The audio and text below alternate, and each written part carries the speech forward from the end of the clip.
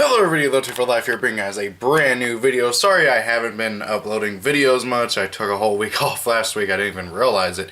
But I have not been feeling well, and school and work, and also Monster Hunter came out, so I just really could not get a break. Anyway, so today I want to bring you guys a deck profile of a deck that I've been waiting to play for months now. I freaking love Gem Knights. A lot of you guys who have followed this channel for a long time notice Gem Knights are one of my favorite decks in the game. And now with the Link Monster, they're finally playable in Link format, and they're actually somewhat good. So I'm going to stop just blabbering. Let's get on with the deck profile. Sorry if my voice sounds a bit hoarse. I'm still a bit under the weather, but I should be fine. Oh wait, actually that comes second. Whoops. Boop. Okay, so main deck. First and foremost, we got triple Garnet. Garnet is Garnet. He's a 1900, and he's actually relevant in Gem Knights. I know that a lot of people don't really care for Garnet too much in other decks, and they literally just use him for fusion fodder. Well, so do Gem Knights. I mean, not really much else I can say about him because, well, he's a normal monster. Anyways, next up, we also got 3 Tourmaline. Tourmaline's pretty cool, too. Just got the second best stats out of the normal monsters. Technically, Sardonyx would be the next best one to go with, but however, Tourmaline has a few things that does really help out with in regards to him, such as one of the fusion monsters that kind of basically needs him without actually needing him. Next up, we got triple good old Gem Knight Obsidian. So Obsidian, whenever he is sent from the hand to the graveyard by a card effect, you can summon out any level 4 or lower normal monster from your graveyard. This is integral because this is a big part of the deck, a big part of your combo pieces, and a big part of your big plays. Really sucks how I can only trigger whenever being sent from the hand to the graveyard by a card effect. But however, he's still an integral card to the deck, and it just enables so many stupid plays. I absolutely love it. Moving on, we got triple Lapis, mostly for her fusion. Also, again, this deck is super heavily reliant on normal monsters. Some people like to compare this deck to World Chalice in that sense, but I digress. I disagree. Anyways, so then we got triple Lazuli, her sister, and the other part of that fusion. But however, unlike good old Obsidian, Obsidian only can trigger while in the hand. Lazuli can do basically the same thing, but be triggered from anywhere. Whenever Lazuli is sent to the graveyard by a card effect, you can add any level 4 or lower normal monster from your graveyard to your hand. And actually, it's any normal monster, not just level 4 or lower. So you can grab back any normal monster. That's absolutely great. Just getting back anything and just keeping on with your combos and your fusions and just doing stupid stuff. Absolutely amazing card. Next up, we got triple Rescue Rabbit. One of the big reasons why we play so many normal monsters is because Rescue Rabbit is at 3 now, and that is stupid. So yeah, Rabbit is just amazing in this deck. Next up, we got 2 Gem Armadillos.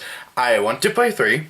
I had a 3rd copy. I can't find my 3rd copy for the life of me, and as soon as I go and buy a 3rd copy for this deck profile, they get bought out at under $20-something. Yeah, I'm not spending $20 on a Gem Armadillo. That's absurd to me, and if I can ever find my 3rd copy, I will gladly update this deck profile with a 3rd copy of him. But for now, I'm just going to have to make do with the 2. It's worked out pretty well, especially since he and good old freaking Rescue Rabbit conflict with each other, unless you happen to be lucky enough to open Brilliant Fusion to make a Seraphonite. But otherwise, Gem Armadillo and Rescue Rabbit just really conflict with each other, and Rabbit is just a million times better than Armadillo in terms of what you can do with the plays from that creature. So yeah. Then for the final monster, Crystal Rose. This card is really fantastic with the deck, and is also the only way to be able to make Seraphonite with this deck, which really does suck. So whenever it's in the graveyard, you can banish a fusion monster from your graveyard, special summon it. Once per turn, you can send a Melodious or a Gem Knight monster from your deck to the graveyard. It becomes that monster's name till the end of the turn. You can only use each effect once per turn, and I could have sworn I had another effect, but I can't remember. No, that's it. So yeah, just really good card in general. Good for comboing, good for making links or fusions.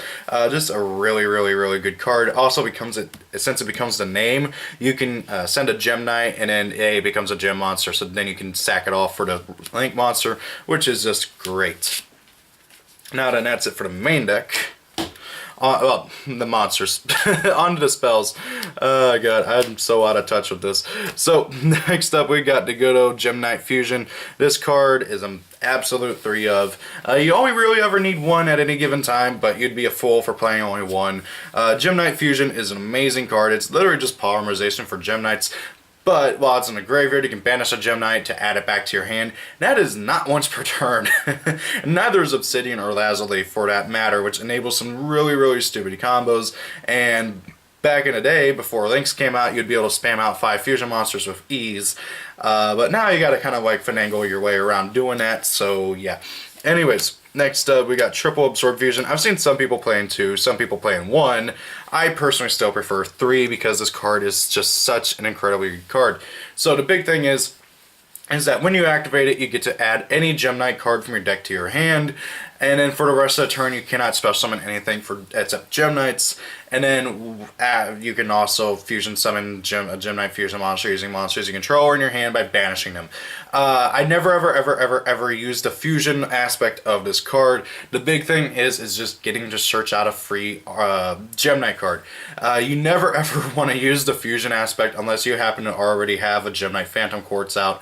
But however, yeah, that just never does come up. The big thing with that fusion aspect is that it banishes the materials. You never ever want to banish your Gem Knights except for the effect of Gem Knight Fusion in the graveyard. So you just do not use that. Now the sad thing though is that because it does have the effect to be able to special summon a monster, your opponent can Solemn Warning this. So keep that in mind when playing the deck. Next up, we got triple Brilliant Fusion. Kind of goes without saying, this is like one of the big like staples of the deck. This card is absolutely phenomenal. I don't think it really needs an introduction, so I'm just going to kind of move on. Then we got my personal tech, 3 Refusion. So Refusion is very, very simple. It's an equip spell.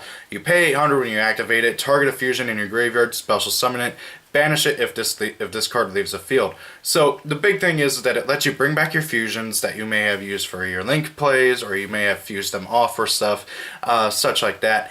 And then also it lets you just kind of get around that only 1 extra deck monster rule, which is just really, really great for being able to do. Not to mention it helps with OTKs, FTKs, and just so many other things. This card is phenomenal. I absolutely love it in the deck. Really, really great card overall. Then we got 2 Painful Decision. This card I have been kind of debating on. Like this card almost alongside Unexpected Die, I've been kind of really debating on. I can't decide if I want to keep these in or not. I've been finding really good success with them, but at the same time they conflict with Rescue Rabbit, so it's just kind of like hard to decide what exactly I want to do. And basically, so the whole point of Painful Decision and Unexpected Die is that it gets you more monsters. Unexpected Die, of course, getting you a monster out of your deck, and then Painful Decision getting you a monster in graveyard and then adding another monster. And that's really great. They both focus on getting a normal monster out. The big issue, again, is that it conflicts with Rescue Rabbit, and that's my only really big issue. Now, granted, you don't always open Rescue Rabbit, and you do tend to see these more than you do see Rescue Rabbit, so these cards do really help out with your LTKs and just getting more monsters out on field, or in your hand in the case of Painful Decision, as well as also in the graveyard for Painful Decision. I can't tell you how great Painful Decision is in this deck. So if I were to cut any of these, I'd probably cut out Unexpected Dive and keep in Painful Decision.